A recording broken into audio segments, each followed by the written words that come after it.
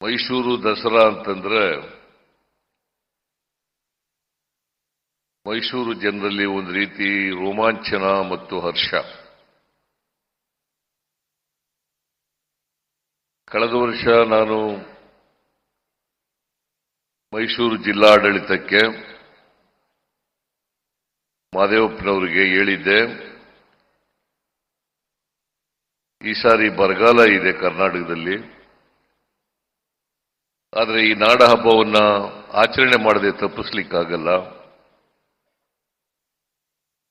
ಸರಳವಾಗಿ ಅರ್ಥಪೂರ್ಣವಾಗಿ ಆಚರಣೆ ಮಾಡಿ ಅಂತ ಹೇಳಿದ್ದೆ. ಈ ವರ್ಷ ಸಾಕಷ್ಟು ಮಳೆಯಾಗಿದೆ, ಎಲ್ಲ ಜಲಾಶಯಗಳು ತುಂಬಿದವೆ. ಈಗಾಗಲೇ ಡಿ.ಕೆ. ಶಿವಕುಮಾರ್ ಅವರು ಹೇಳಿದ್ದಾರೆ, ಕಾವೇರಿ, ಕಬಿನಿ, ಅಪ್ಪರ್ ಕೃಷ್ಣ, ತುಂಗಭದ್ರಾ ಈ ನದಿಗಳಿಗೆಲ್ಲ ತುಂಬಿ ಬಾಗಿನವನ್ನು ನಾವು ಅರ್ಪಿಸಿದ್ದೀವಿ.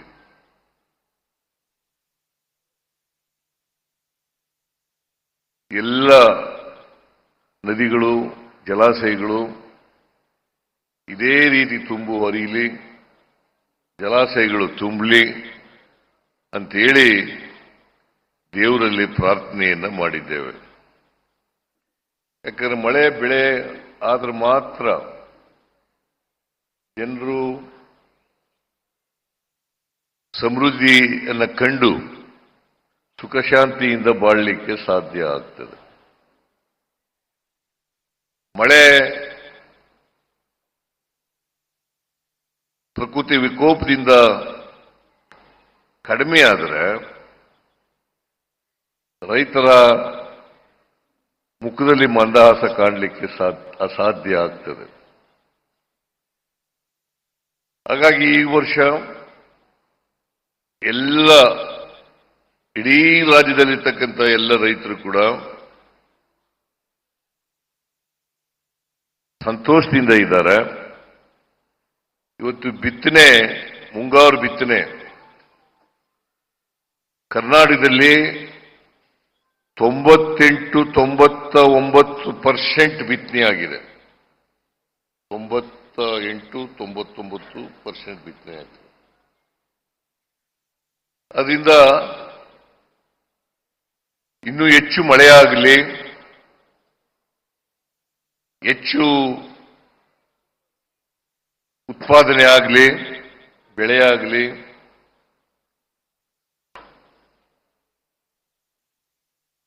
ನಮ್ಮ ನಿರೀಕ್ಷೆಗಿಂತ ಮೀರಿ ಬೆಳೆ ಬೆಳೀಲಿ ಅಂತೇಳಿ ನಾನು ಚಾಮುಂಡೇಶ್ವರಿ ತಾಯಿಯನ್ನ ಪ್ರಾರ್ಥನೆ ಮಾಡ್ತಕ್ಕಂಥ ಕೆಲಸವನ್ನು ಮಾಡ್ತಾ ಇದ್ದೀನಿ. ಅದಕ್ಕೆ ಈ ವರ್ಷ ಹೇಳಿದೆ, ನಾನು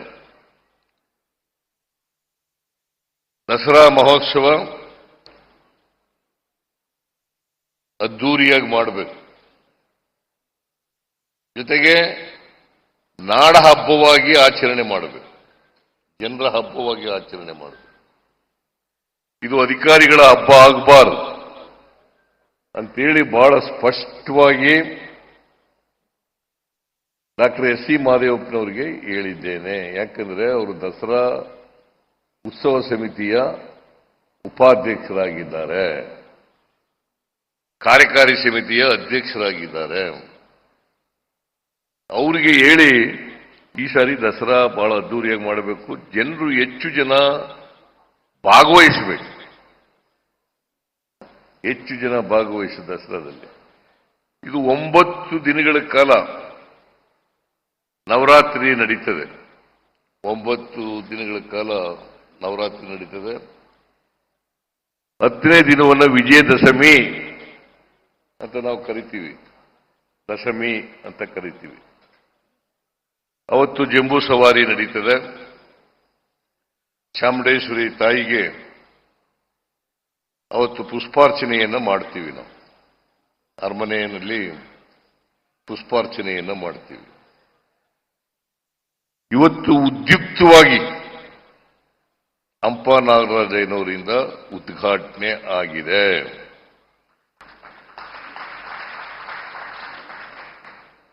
ಅವ್ರಿಗೀಗ 88ನೇ ವಯಸ್ಸು. ನನಗೆ ವಹಿಸಿದ್ರು ಯಾರನ್ನ ಈ ವರ್ಷ ದಸರಾ ಉದ್ಘಾಟನೆಯನ್ನ ಯಾರ ಕೈನಿಂದ ಮಾಡಿಸ್ಬೇಕು. ಬಹುಶಃ ಹಂಪನಾಗರಾಜನವರಿಗೆ ಇದಕ್ಕಿಂತ ಮೊದಲೇ ಸಿಕ್ಬೇಕಾಗಿತ್ತು. ದಸರಾ ಉದ್ಘಾಟನೆ ಮಾಡ್ತಕ್ಕಂಥದ್ದು ಇದಕ್ಕಿಂತ ಮೊದಲೇ ಸಿಕ್ಬೇಕಾಗಿತ್ತು. ನನಗೆ ಜವಾಬ್ದಾರಿ ಕೊಟ್ಟಿದ್ರು ದಸರಾ ಉತ್ಸವ ಸಮಿತಿನಲ್ಲಿ. ನಾನು ಹಂಪನಾಗರಾಜನವರನ್ನ ಆಯ್ಕೆ ಮಾಡಿ ಇವತ್ತು ನಾವೆಲ್ಲರೂ ಕೂಡ ಒಳ್ಳೆ ಆಯ್ಕೆ ಅಂತಕ್ಕಂಥದನ್ನ ಇಡೀ ರಾಜ್ಯ ಇವತ್ತು ಹೇಳಿದೆ.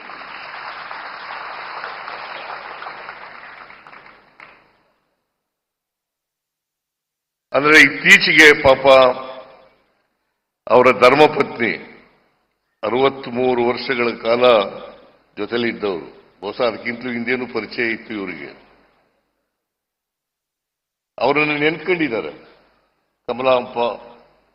ಕಮಲಾ ಹಂಪನ ಅವರನ್ನ. ಅವರು ಕೂಡ ಒಳ್ಳೆ ಸಾಹಿತಿಗಳಾಗಿದ್ದರು. ಅವ್ರಿಗೂ ಈ ದಸರಾ ಉದ್ಘಾಟನೆ ಮಾಡ್ತಕ್ಕಂಥ ಅವಕಾಶ ಸಿಕ್ಬೇಕಾಗಿತ್ತು. ಆದರೆ ನಮ್ಮನ್ನು ಅವರು ಅಗಲಿದ್ದಾರೆ. ಅವರ ಆತ್ಮಕ್ಕೆ ಶಾಂತಿ ದೊರಕಲಿ ಅಂತೇಳಿ ನಾನು ಈ ಸಂದರ್ಭದಲ್ಲಿ ಪ್ರಾರ್ಥನೆಯನ್ನು ಮಾಡಲಿಕ್ಕೆ ಬಯಸ್ತಾ ಇದ್ದೇನೆ. ಕಮಲಾ ಹಂಪನ ಅವ್ರನ್ನ ಜ್ಞಾಪಕ ಮಾಡಿಕೊಂಡು ಹಂಪನಾಗರಾಜನವರು ಭಾವುಕರಾದರು. ಅಂದ್ರೆ ಅವರು ದಾಂಪತ್ಯ ಜೀವನದಲ್ಲಿ ಇದ್ದದ್ದು, ಒಬ್ರಿಗೊಬ್ರು ಪರಸ್ಪರ ಪ್ರೀತಿ ಬಾಂಧವ್ಯ ಇದ್ದದಿದೆಯಲ್ಲ, ಇದು ಮಾದರಿಯಾಗಿತ್ತು ಅಂತಕ್ಕಂಥ ಮಾತುಗಳನ್ನ ಹೇಳಲಿಕ್ಕೆ ಬಯಸ್ತಾ ಇದ್ದೆ. ಹಂಪನಾಗರಾಜನವರು ಕನ್ನಡ ಸಾಹಿತ್ಯ ಲೋಕಕ್ಕೆ ಅಪಾರವಾದಂಥ ಕೊಡುಗೆಯನ್ನು ಕೊಟ್ಟಿದ್ದಾರೆ. ಹಾಗೇನೆ ಜೈನ ಸಾಹಿತ್ಯಕ್ಕೂ ಕೂಡ ಬಹಳ ದೊಡ್ಡ ಅಧ್ಯಯನಶೀಲರಾಗಿ ಅಪಾರವಾದಂಥ ಕೊಡುಗೆಯನ್ನು ಕೊಟ್ಟಿದ್ದಾರೆ. ಕನ್ನಡ ಸಾಹಿತ್ಯ, ಜೈನ ಸಾಹಿತ್ಯ, ಹೀಗೆ ಬಹಳ ದೀರ್ಘಕಾಲ ಅವರು ಸಾಹಿತ್ಯ ಕ್ಷೇತ್ರದಲ್ಲಿ ತಮ್ಮನ್ನು ತೊಡಗಿಸಿಕೊಂಡು ಕನ್ನಡ ಸಾರಸ್ವತ ಲೋಕಕ್ಕೆ ಅಪಾರವಾದಂಥ ಕೊಡುಗೆಯನ್ನು ಕೊಟ್ಟಿದ್ದಾರೆ. ಕನ್ನಡ ನಾಡಿನ ಜನ ಅದನ್ನು ಮರೀಲಿಕ್ಕೆ ಸಾಧ್ಯ ಇಲ್ಲ ಅಂತಕ್ಕಂಥ ಮಾತುಗಳನ್ನ ಈ ಸಂದರ್ಭದಲ್ಲಿ ಹೇಳಲಿಕ್ಕೆ ಬಯಸ್ತಾ ಇದ್ದೇನೆ. ಅವರನ್ನ ಆಯ್ಕೆ ಮಾಡಿರೋದು ಈ ಸಂದರ್ಭದಲ್ಲಿ ಬಹಳ ಔಚಿತ್ಯ ಅಂತೇಳಿ ನಾನು ಭಾವಿಸ್ಕೊಂಡಿದ್ದೇನೆ. ನಾನು ಅದಕ್ಕಾಗಿ ಅವರಿಗೆ, ಅವರ ಕುಟುಂಬ ವರ್ಗದವರಿಗೆ ಎಲ್ಲರಿಗೂ ಕೂಡ ಆಯಸ್ಸು ಆರೋಗ್ಯಗಳು ಇನ್ನೂ ಈಗ 88 ವರ್ಷ 89ನೇ ವರ್ಷಕ್ಕೆ ಕಾಲಿಡ್ತಾ ಇದ್ದಾರೆ. 100 ವರ್ಷಗಳ ಕಾಲ ಬಾಳ್ಲಿ, ಅದಕ್ಕಿಂತ ಹೆಚ್ಚು ಕಾಲ ಬಾಳ್ಲಿ ಅಂತೇಳಿ ನಾನು ಹಾರೈಸ್ತೇನೆ. ಅವ್ರು ನೋಡಿದ್ರೆ 100 ವರ್ಷ ತಲುಪ್ತಾರೆ ಅಂತ ಅನಿಸುತ್ತೆ. ಚೆನ್ನಾಗಿ ಆರೋಗ್ಯವಾಗಿದ್ದಾರೆ. ಆದ್ರೆ ಒಂದೇ ಒಂದು ಕೊರತೆ ಏನಪ್ಪಾ ಅಂತಂದ್ರೆ ಅವರ ಸಂಗಾತಿ ಇಲ್ಲದೆ ಇರ್ತಕ್ಕಂಥದ್ದು ಒಂದು ಕೊರತೆ ಅಂತಕ್ಕಂಥ ಮಾತುಗಳನ್ನ ಈ ಸಂದರ್ಭದಲ್ಲಿ ಹೇಳಿ, ಹಂಪನಾಗರಾಜನವರು ಕರ್ನಾಟಕ ಕಂಡಂತ ಒಬ್ಬ ಅಪರೂಪದ ಸಾಹಿತಿ ಅಂತಕ್ಕಂಥ ಮಾತುಗಳನ್ನು ಹೇಳಿ, ಅವರಿಂದ ಇವತ್ತು ವಿದ್ಯುಕ್ತವಾಗಿ ದಸರಾ ಮಹೋತ್ಸವ ಉದ್ಘಾಟನೆ ಆಗಿದೆ. ಅವ್ರ ಮಾತಿನಲ್ಲಿ ಹೇಳಿದ್ರು, ಬಹಳ ಮೌಲ್ಯಯುತವಾದಂಥ ಭಾಷಣ ಮಾಡಿದ್ದೀರಿ. ಈ ರಾಜ್ಯಕ್ಕೆ, ಈ ದೇಶಕ್ಕೆ, ಜಗತ್ತಿಗೆ ಬೇಕಾದಂಥ ವಿಚಾರಗಳು ಪ್ರಸ್ತುತ ಪರಿಸ್ಥಿತಿನಲ್ಲಿ ಯಾವ ಅಗತ್ಯತೆಗಳು ಬೇಕಾಗಿದ್ದಾವೆ, ಏನನ್ನ ಮಾಡಬೇಕಾಗಿದೆ, ಅದಕ್ಕೆ ಚಾಮುಂಡೇಶ್ವರಿ ದೇವಿಯ ಆಶೀರ್ವಾದವನ್ನು ಬೇಡಿರ್ತಕ್ಕಂಥದ್ದು ಬಹಳ ಸೂಕ್ತವಾಗಿದೆ ಅಂತೇಳಿ ನಾನು ಭಾವಿಸ್ಕೊಂಡಿದ್ದೇನೆ. ಅವರು ಹೇಳಿದ್ರು ಒಂದು ಮಾತನ್ನ, ಬಹಳ ಪ್ರಜಾಪ್ರಭುತ್ವ ವ್ಯವಸ್ಥೆಯಲ್ಲಿ ಚುನಾಯಿತ ಅದನ್ನು ವಾಮ ಮಾರ್ಗದಿಂದ ಕಿತ್ತಾಕ್ತಕ್ಕಂಥದ್ದು ಇದೆಯಲ್ಲ, ಅದು ಪ್ರಜಾಪ್ರಭುತ್ವ ವಿರೋಧಿ ಅಂತಕ್ಕಂಥ ಮಾತುಗಳನ್ನು ಹೇಳಿದ್ದಾರೆ. ಇದು ಬಹಳ ಪ್ರಸ್ತುತವಾಗಿದೆ ಅಂತಕ್ಕಂಥ ಮಾತುಗಳನ್ನು ಈ ಸಂದರ್ಭದಲ್ಲಿ ಹೇಳಲಿಕ್ಕೆ ಬಯಸ್ತಾ ಇದ್ದೀನಿ. ಯಾರೇ ಆಗಲಿ ಪ್ರಜಾಪ್ರಭುತ್ವದಲ್ಲಿ ನಂಬಿಕೆ ಇಟ್ಕೊಂಡಿರ್ತಕ್ಕಂಥವ್ರು, ಪ್ರಜಾಪ್ರಭುತ್ವದಲ್ಲಿ ಅದು ಮುಂದುವರಿಬೇಕು, ಅದು ಇನ್ನೂ ಬಲಗೊಳ್ಳಬೇಕು ಅಂತಕ್ಕಂಥ ಮಾತುಗಳನ್ನು ಹೇಳ್ತಕ್ಕಂಥ ಯಾರೇ ಆದರೂ ಕೂಡ ಚುನಾಯಿತ, ಈಗ ಜನರ ಆಶೀರ್ವಾದದಿಂದ ನಾವು 136 ಸ್ಥಾನ ಗೆದ್ದಿದ್ದೀವಿ. ಜನರ ಆಶೀರ್ವಾದ 5 ವರ್ಷ ಇರಿ ಅಂತ ಹೇಳಿದ್ದಾರೆ, 5 ವರ್ಷ ಈ ರಾಜ್ಯದ ಅಭಿವೃದ್ಧಿ ಮಾಡಿ ಅಂತ ಹೇಳಿದ್ದಾರೆ. 5 ವರ್ಷಗಳ ಕಾಲ ಅಭಿವೃದ್ಧಿ ಮಾಡತಕ್ಕಂಥ ಪ್ರಯತ್ನವನ್ನ ನಾವು ಮಾಡೇ ಮಾಡ್ತೀವಿ ಅಂತಕ್ಕಂಥ ಮಾತುಗಳನ್ನು ಕೂಡ ಹೇಳಲಿಕ್ಕೆ ಬಯಸ್ತಾ ಇದ್ದೇನೆ. ಹಿಂದೆನೂ ನಾನು ಮುಖ್ಯಮಂತ್ರಿ ಆಗಿರುವಾಗ 5 ವರ್ಷಗಳ ಕಾಲ ಬಹುಶಃ ಕರ್ನಾಟಕದ ಇತಿಹಾಸದಲ್ಲಿ ದೇವರಾಜ ಅರಸರವರನ್ನ ಬಿಟ್ರೆ 5 ವರ್ಷಗಳ ಪೂರ್ಣಾವಧಿಯನ್ನ ಪೂರೈಸಿದಂತ ಮುಖ್ಯಮಂತ್ರಿ ಯಾರು ಇದ್ರೆ ಅದು ಸಿದ್ದರಾಮಯ್ಯ ಅಂತಕ್ಕಂಥ ಮಾತುಗಳನ್ನು ಹೇಳಲಿಕ್ಕೆ ಬಯಸ್ತೇನೆ. ಈಗಲೂ ಕೂಡ ಎಷ್ಟೇ ತೊಡಕುಗಳು ಬಂದರೂ ಕೂಡ, ಕಷ್ಟಗಳು ಬಂದರೂ ಕೂಡ ಶ್ರೀಮತಿ ಅಲ್ಲ ತಾಯಿ ಚಾಮುಂಡೇಶ್ವರಿಯವರ ಕೃಪಾ ಆಶೀರ್ವಾದ ಇದೆ ಅಂತಕ್ಕಂಥ ಮಾತುಗಳನ್ನು ಹೇಳಲಿಕ್ಕೆ ಬಯಸ್ತೇನೆ. ಜಿ.ಟಿ. ದೇವೇಗೌಡರು ಮೂಡಾದಲ್ಲಿ ಒಬ್ಬರು ಸದಸ್ಯರಾಗಿದ್ದಾರೆ. ಅವರ ಸತ್ಯ ಏನು ಅಂತ ಗೊತ್ತಿದೆ. ಅದಕ್ಕೋಸ್ಕರನೇ ಅವರು ಬೇರೆ ಪಕ್ಷದಲ್ಲಿ ಇದ್ಕೊಂಡು ಸತ್ಯವನ್ನು ನುಡಿತಕ್ಕಂಥ ಪ್ರಯತ್ನವನ್ನು ಮಾಡಿದ್ದಾರೆ. ಅದಕ್ಕೆ ನಾವು ಸತ್ಯಮೇವ ಜಯತೆ ಅಂತ ಕರೆಯೋದು. ಸತ್ಯಮೇವ ಜಯತೆ, ಯಾವಾಗಲೂ ಸತ್ಯಕ್ಕೆ ಜಯ ದೊರಕ್ತದೆ. ಏನಪ್ಪ ಮಂಜೇಗೌಡ?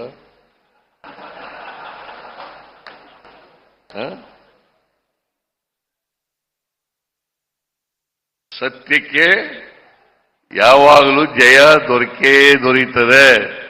ಅದಕ್ಕೆ ನಾನು ಅನೇಕ ಸಾರಿ ಹೇಳಿದ್ದೀನಿ, ನಿಮ್ಮೆಲ್ಲರ ಆಶೀರ್ವಾದ, ಈ ರಾಜ್ಯದ ಜನರ ಆಶೀರ್ವಾದ ಈ ಸರ್ಕಾರದ ಮೇಲೆ, ಸಿದ್ದರಾಮಯ್ಯನ ಮೇಲೆ ಇರೋವರೆಗೆ ಯಾರು ಕೂಡ ಏನು ಮಾಡಲಿಕ್ಕೆ ಸಾಧ್ಯ ಇಲ್ಲ. ತಾಯಿ ಚಾಮುಂಡೇಶ್ವರಿ, ನಾನು ಈ ಕ್ಷೇತ್ರದಲ್ಲಿ 5 ಬಾರಿ ಗೆದ್ದಿದ್ದೀನಿ. 5 ಬಾರಿ ಗೆದ್ದಿದ್ದೀನಿ. 8 ಚುನಾವಣೆಗಳನ್ನು ಮಾಡಿದ್ದೀನಿ.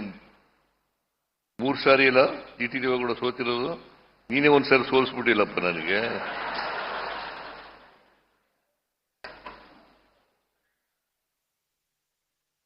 ಅದು ನನ್ನ ಕೈಯಾರೆ ಸೋತಿರ್ತಕ್ಕಂಥದ್ದು.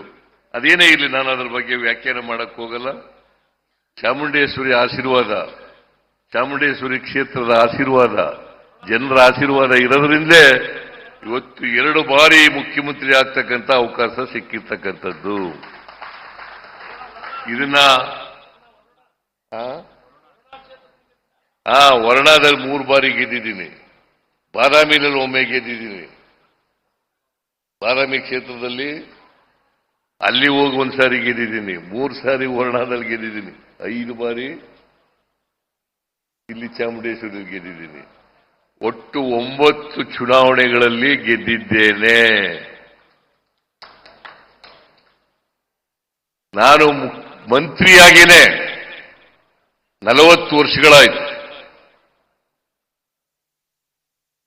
1984ನೇ ಇಸ್ವಿ ಆಗಸ್ಟ್ 17ರಂದು ಮೊದಲನೇ ಮಂತ್ರಿ ಆದದ್ದು.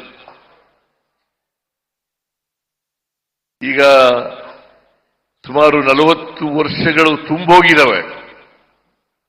ಆದರೆ ಚಾಮುಂಡೇಶ್ವರಿ ಕೃಪೆಯಿಂದ ಇಲ್ಲಿವರೆಗೆ ಯಾವ ತಪ್ಪನ್ನು ಕೂಡ ಮಾಡಿಲ್ಲ. ತಪ್ಪು ಮಾಡಿದ್ರೆ ಇಷ್ಟೊಂದು ದೀರ್ಘಕಾಲ ರಾಜಕಾರಣದಲ್ಲಿ ಉಳಿಲಿಕ್ಕೆ ಸಾಧ್ಯ ಆಗ್ತಾ ಇರಲಿಲ್ಲ. ಅದಕ್ಕಾಗಿ ಜಿ.ಟಿ. ದೇವೇಗೌಡರು, ನಾವು ಅವರು ಒಂದೇ ತಾಲೂಕಿನವರು. ಜಿ.ಟಿ. ದೇವೇಗೌಡ ನಾನು ಒಂದೇ ತಾಲೂಕಿನವರು. ಒಟ್ಟಿಗೆ ನಮ್ಮ 83ರ ಚುನಾವಣೆಯಲ್ಲಿ ಒಟ್ಟಿಗೆ ಕೆಲಸ ಮಾಡಿದವರು. ಈಗ ಅವರೇ ಶಾಸಕರಾಗಿದ್ದಾರೆ, ಮಂತ್ರಿನೂ ಆಗಿದ್ದಾರೆ, ಮಾಜಿ ಮಂತ್ರಿನೂ ಆಗಿದ್ದಾರೆ. ಸತ್ಯಕ್ಕೆ ಜಯ ಸಿಗ್ತದೆ ಅಂತ ಹೇಳಿರ್ತಕ್ಕಂಥದ್ದು ಇನ್ನಷ್ಟು ನನಗೆ ಬಲ ಬಂದಿದೆ ಅಂತಕ್ಕಂಥ ಮಾತುಗಳನ್ನು ಹೇಳಲಿಕ್ಕೆ ಬಯಸ್ತಾ ಇದ್ದೇನೆ. ಹಾಗಾಗಿ ಟಿ ದೇವೇಗೌಡರಿಗೆ ಧನ್ಯವಾದಗಳನ್ನು ಹೇಳಲಿಕ್ಕೆ ಬಯಸ್ತಾ ಇದ್ದೇನೆ.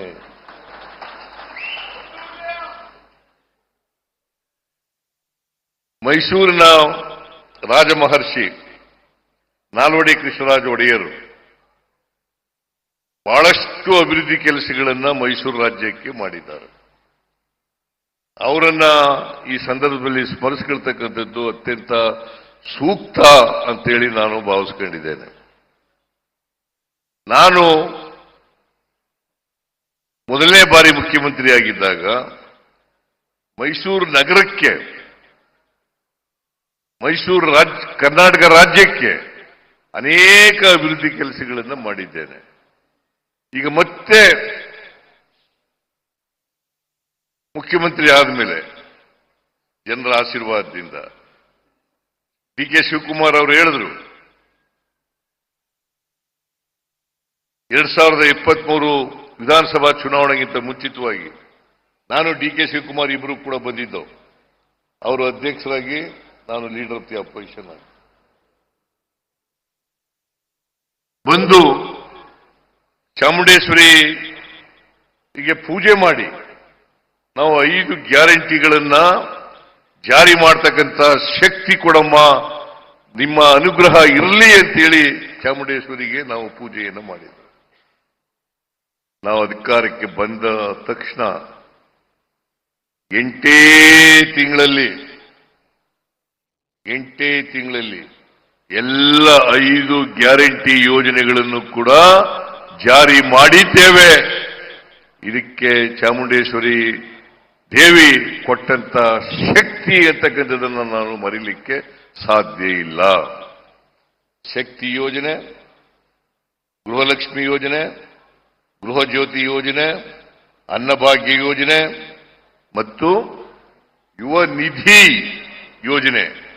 ಇದಕ್ಕೆ ಒಂದು ತಿಂಗಳಿಗೆ 40ರಿಂದ ಒಂದು ಕುಟುಂಬಕ್ಕೆ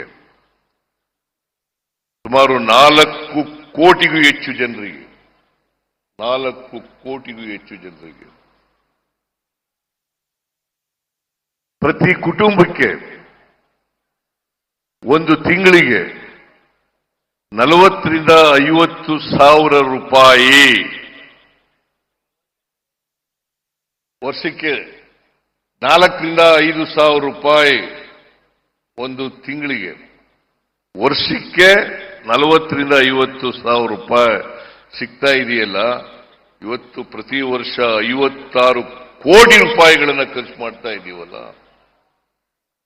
ಇದು ನಾವು ತಾಯಿ ಚಾಮುಂಡೇಶ್ವರಿಗೆ ಕೊಟ್ಟಿದ್ದಂತ ಮಾತನ್ನ ಇವತ್ತು ನಾನು ಮತ್ತು ಡಿ.ಕೆ. ಶಿವಕುಮಾರ್ ಮತ್ತು ನಮ್ಮ ಎಲ್ಲ ಮಂತ್ರಿಮಂಡಲ ಇದನ್ನ ಜಾರಿ ಮಾಡತಕ್ಕಂಥ ಪ್ರಯತ್ನವನ್ನ ಮಾಡಿದ್ದೇವೆ. ಇವತ್ತೆಲ್ಲ ಖುಷಿಯಾಗಿದ್ದಾರೆ. 1,21,00,000 ಕುಟುಂಬ, 1,21,00,000 ಕುಟುಂಬ, ಅಲ್ಲಿನ ಆ ಕುಟುಂಬದ ಯಜಮಾನಿ 2,000 ರೂಪಾಯಿ ತಿಂಗಳಿಗೆ ಪಡೀತಾ ಇದ್ದಾರೆ. 1,60,00,000 ಕುಟುಂಬ 200 ಯೂನಿಟ್ ವರೆಗೆ ಫ್ರೀ, ಬಿಲ್ ಕಟ್ಟಾಗಿಲ್ಲ. ಬಹುತೇಕ ಎಲ್ಲ ಬಡವರು ಕೂಡ ಇದರಲ್ಲಿ ಬರ್ತಾರೆ, ಎಲ್ಲ ಬಡವರು ಇದರಲ್ಲಿ ಬರ್ತಾರೆ. ಅನ್ನಭಾಗ್ಯ 5 ಕೆಜಿ, ನಾನು ಹಿಂದೆ ಇದ್ದಾಗ 5 ಕೆಜಿ ಫ್ರೀಯಾಗಿ ಕೊಡ್ಲಿಕ್ಕೆ ಮಾಡಿದ್ದು, 5 ಕೆಜಿ. ಈಗ ಇನ್ನೂ 5 ಕೆಜಿ ಕೊಡಬೇಕು ಅಂತ ಮಾಡೋದು, ಆದ್ರೆ ಅಕ್ಕಿ ಸಿಕ್ಲಿಲ್ಲ. ಅದಕ್ಕೋಸ್ಕರ ಪ್ರತಿಯೊಬ್ಬರಿಗೆ ತಿಂಗಳಿಗೆ 170 ರೂಪಾಯಿ ಕೊಡ್ಲಿಕ್ಕೆ ವರ್ಗಾವಣೆ ಮಾಡ್ತಕ್ಕಂಥ ಕೆಲಸವನ್ನ ಮಾಡ್ತಾ ಇದ್ದೀವಿ. ಆಮೇಲೆ 1,82,000 ಯುವಕರಿಗೆ, ಗ್ರಾಜ್ಯುಯೇಟ್ಗಳಿಗೆ ಮತ್ತೆ ಡಿಪ್ಲೊಮಾ ಹೋಲ್ಡರ್ಸ್ಗೆ, ಗ್ರಾಜ್ಯುಯೇಟ್ಸ್ಗಳಿಗೆ 3,000 ರೂಪಾಯಿ, ಡಿಪ್ಲೊಮಾ ಹೋಲ್ಡರ್ಸ್ಗೆ 1,500 ರೂಪಾಯಿ 2 ವರ್ಷದವರೆಗೆ ಕೊಡ್ತಕ್ಕಂಥ ತೀರ್ಮಾನವನ್ನು ಮಾಡಿದ್ದೀವಿ. ಇಲ್ಲಿವರೆಗೆ 1,82,000 ಜನರಿಗೆ ತಲುಪಿಸ್ತಕ್ಕಂಥ ಕೆಲಸ ಮಾಡಿದ್ವಿ.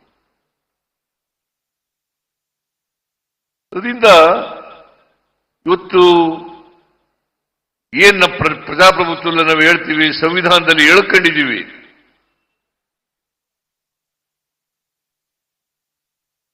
ಯಾರು ದುರ್ಬಲರಿದ್ದಾರೆ, ಯಾರ ಅವಕಾಶಗಳಿಂದ ವಂಚಿತರಾಗಿದ್ದಾರೆ, ಆ ಜನರಿಗೆ ಆರ್ಥಿಕವಾಗಿ ಸಾಮಾಜಿಕವಾಗಿ ಶಕ್ತಿ ತುಂಬತಕ್ಕಂಥ ಕೆಲಸವನ್ನು ಮಾಡ್ತಾ ಇದ್ದಾರೆ. ಬರೀ ಭಾಷಣಗಳಿಂದ ಮಾತುಗಳಿಂದ ರಂಗುರಂಗಿನ ಮಾತುಗಳನ್ನು ಆಡಿ ಜನರ ಹೊಟ್ಟೆ ತುಂಬಿಸಲಿಕ್ಕೆ ಸಾಧ್ಯ ಆಗೋದಿಲ್ಲ. ಕಾರ್ಯಕ್ರಮಗಳ ಮೂಲಕ ಅವರಿಗೆ ಆರ್ಥಿಕ ಸಾಮಾಜಿಕ ಯೋಜನೆಗಳನ್ನ ಕೊಡೋದ್ರ ಮೂಲಕ ಅವರಿಗೆ ಶಕ್ತಿ ತುಂಬಿದಾಗ ಮಾತ್ರ ಸಾರ್ಥಕ ಆಗ್ತದೆ, ಚಾಮುಂಡೇಶ್ವರಿಗೆ ಪೂಜೆ ಮಾಡೋದಕ್ಕೆ ಸಾರ್ಥಕ ಆಗ್ತದೆ ಅಂತಕ್ಕಂಥ ಮಾತುಗಳನ್ನು ಹೇಳಲಿಕ್ಕೆ ಬಯಸ್ತಾ ಇದ್ದೇನೆ. ನೀವೆಲ್ಲ ಬಹಳ ಜನ ಫಲಾನುಭವಿಗಳಿದ್ದಾರೆ. ಅವರೆಲ್ಲ ದಿನನಿತ್ಯ ನನಗೆ ಹೇಳ್ತಾರೆ, ಯಾವ ಕಾರಣಕ್ಕೂ ಹೆದರ್ಕಬೇಡಿ ಸ್ವಾಮಿ, ನಾವು ನಿಮ್ ಜೊತೆ ಇದ್ದೀವಿ, ಯಾವ ಕಾರಣಕ್ಕೂ ಹೆದರ್ಕಬೇಡಿ, ನಿಮ್ ಜೊತೆ ಇದ್ದೀವಿ. ನನಗೆ ನಂಬಿಕೆ ಇದೆ, ನ್ಯಾಯಾಲಯಗಳಲ್ಲಿ ನಂಬಿಕೆ ಇದೆ, ನಾವು ಆತ್ಮಸಾಕ್ಷಿಗೆ ಅನುಗುಣವಾಗಿ ನಡ್ಕೊಳ್ತಕ್ಕಂಥ ಪ್ರಯತ್ನವನ್ನು ಮಾಡ್ತಾ ಇದ್ದೀವಿ. ಅದಕ್ಕೆ ನಿನ್ನೆ ಮಹಾತ್ಮ ಗಾಂಧೀಜಿ ಜಯಂತಿ, ಆ ಜಯಂತಿ ದಿನ ಹೇಳಿದೆ ನಾನು, ಮಹಾತ್ಮ ಗಾಂಧೀಜಿಯವರು ಉಲ್ಲೇಖ ಮಾಡಿದ್ದಂತ ಒಂದು ವಾಕ್ಯವನ್ನ ಹೇಳಿದೆ. ಏನಪ್ಪಾ ಅದು ಅಂತಂದ್ರೆ, ಈ ಆತ್ಮಸಾಕ್ಷಿ ನ್ಯಾಯಾಲಯ ಇದೆಯಲ್ಲ, ಇವು ಎಲ್ಲ ನ್ಯಾಯಾಲಯಗಳಿಗಿಂತ ಮಿಗಿಲಾದದು ಅಂತಕ್ಕಂಥ ಮಾತುಗಳನ್ನ ಬಾಬಾ ಇವರು ಮಹಾತ್ಮ ಗಾಂಧೀಜಿ, ರಾಷ್ಟ್ರಪಿತ ಮಹಾತ್ಮ ಗಾಂಧೀಜಿ ಹೇಳಿರ್ತಕ್ಕಂಥ ಮಾತುಗಳು, ಅದನ್ನು ಹೇಳಿದೆ. ಅದರಿಂದ ನ್ಯಾಯಾಲಯಗಳಲ್ಲಿ ನಂಬಿಕೆ, ನಾನು ಆತ್ಮಸಾಕ್ಷಿಗೆ ಅನುಗುಣವಾಗಿ ಮಾಡಿದ್ದೇನೆ ಅಂತಕ್ಕಂಥ ವಿಶ್ವಾಸ, ದೃಢ ನಂಬಿಕೆ. ಅದರಿಂದ ಸತ್ಯಕ್ಕೆ ಯಾವಾಗಲೂ ಕೂಡ ಜಯ ಸಿಗ್ತದೆ ಅಂತಕ್ಕಂಥ ಮಾತುಗಳನ್ನು ಹೇಳಲಿಕ್ಕೆ ಬಯಸ್ತಾ ಇದ್ದೇನೆ. ನಿಮ್ಮ ಆಶೀರ್ವಾದ ಇರೋವರಿಗೆ, ಚಾಮುಂಡೇಶ್ವರಿ ತಾಯಿಯ ಆಶೀರ್ವಾದ ಇರೋವರಿಗೆ ನಾನು ಈ ಜನರ ಸೇವೆಯನ್ನು ಮಾಡ್ತಕ್ಕಂಥ ಕೆಲಸವನ್ನ, ನಮ್ಮ ಸರ್ಕಾರ ಜನರ ಸೇವೆಯನ್ನು ಮಾಡ್ತಕ್ಕಂಥ ಕೆಲಸವನ್ನ ನಾವು ಮುಂದುವರಿಸ್ತೇವೆ ಅಂತಕ್ಕಂಥ ಮಾತುಗಳನ್ನು ಹೇಳಿ, ಚಾಮುಂಡೇಶ್ವರಿ ತಾಯಿ ನಮ್ಮೆಲ್ಲರಿಗೂ ಕೂಡ ಆ ಶಕ್ತಿಯನ್ನು ಕೊಡ್ಲಿ, ಈ ನಾಡಿನ ಜನತೆಗೆ ಸುಖ ಸಂತೋಷಗಳನ್ನು ಕೊಡ್ಲಿ ಅಂತ ಹೇಳಿ. ಯಾಕಂತಂದ್ರೆ ನಾವೆಲ್ಲರೂ ಕೂಡ ಮನುಷ್ಯರಾಗಬೇಕು, ನಮ್ಮ ಸಂವಿಧಾನ ಹೇಳಿರ್ತಕ್ಕಂಥದ್ದು ಮನುಷ್ಯರಾಗಬೇಕು. ನಾವು ಪರಸ್ಪರ ಪ್ರೀತಿಸಬೇಕೇ ಹೊರತು ಯಾರನ್ನು ದ್ವೇಷಿಸ್ತಕ್ಕಂಥ ಕೆಲಸವನ್ನು ಮಾಡಬಾರದು. ದ್ವೇಷ ಯಾವುದೇ ಧರ್ಮದಲ್ಲಿ, ಯಾವುದೇ ದೇವರು ಹೇಳಲಿಕ್ಕೆ ಸಾಧ್ಯ ಇಲ್ಲ. ಪರಸ್ಪರ ಪ್ರೀತಿಸಿ ಮನುಷ್ಯರಾಗಿ ಬಾಳಿ ಅಂತ ಎಲ್ಲ ಧರ್ಮಗಳು, ಎಲ್ಲ ದೇವರುಗಳು ಕೂಡ ಹೇಳ್ತಕ್ಕಂಥ ಮಾತುಗಳು. ಅದರಲ್ಲಿ ವಿಶ್ವಾಸ ಪ್ರೀತಿಯನ್ನು ಇಟ್ಕೊಂಡಿರ್ತಕ್ಕಂಥದ್ದು. ಅದಕ್ಕೋಸ್ಕರ ನಮ್ಮೆಲ್ಲರಿಗೂ ಕೂಡ ಇನ್ನೊಂದು ವರ್ಷದವರೆಗೆ ಉತ್ತಮವಾದಂಥ ಕೆಲಸ ಮಾಡ್ತಕ್ಕಂಥ ಶಕ್ತಿ ಕೊಡಲಿ, ಜನರ ಸೇವೆ ಮಾಡ್ತಕ್ಕಂಥ ಶಕ್ತಿ ಕೊಡಲಿ ಅಂತೇಳಿ ಪ್ರಾರ್ಥಿಸಿ, ಈ ವರ್ಷದ ದಸರಾ ಮಹೋತ್ಸವದ ಶುಭಾಶಯಗಳನ್ನು ಮತ್ತೊಮ್ಮೆ ನಾಡಿನ ಜನತೆಗೆ ನಿಮ್ಮೆಲ್ಲರಿಗೂ ಕೂಡ ತಿಳಿಸಿ ನನ್ನ ಮಾತುಗಳನ್ನು ಮುಗಿಸ್ತೇನೆ. ಜೈ ಹಿಂದ್, ಜೈ ಕರ್ನಾಟಕ.